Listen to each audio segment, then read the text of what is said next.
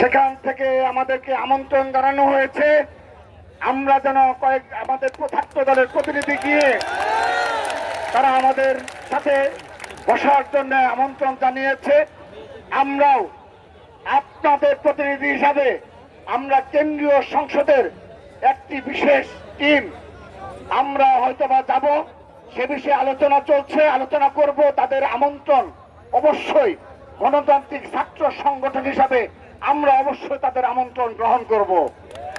কিন্তু যদি আমাদের দাবি আদায় না হয়, এই নির্বাচন কমিশন থেকে একজন কর্মকর্তা বেরোতে পারবে না। সেজন্য আপনারা সবাই শান্তভাবে আপনারা কর্মসূচি চলমান থাকবে, আমরা বাকির আলোচনা করে তারপর সিদ্ধান্ত নেব। এখানে কেন্দ্রীয় সংসদের আমাদের শীর্ষ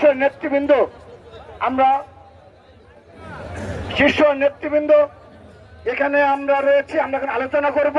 আলোচনার মাধ্যমে পরবর্তী সিদ্ধান্ত আপনাদের জানিয়ে দেওয়া হবে। আমাদের কর্মসূচি অব্যাহত থাকবে।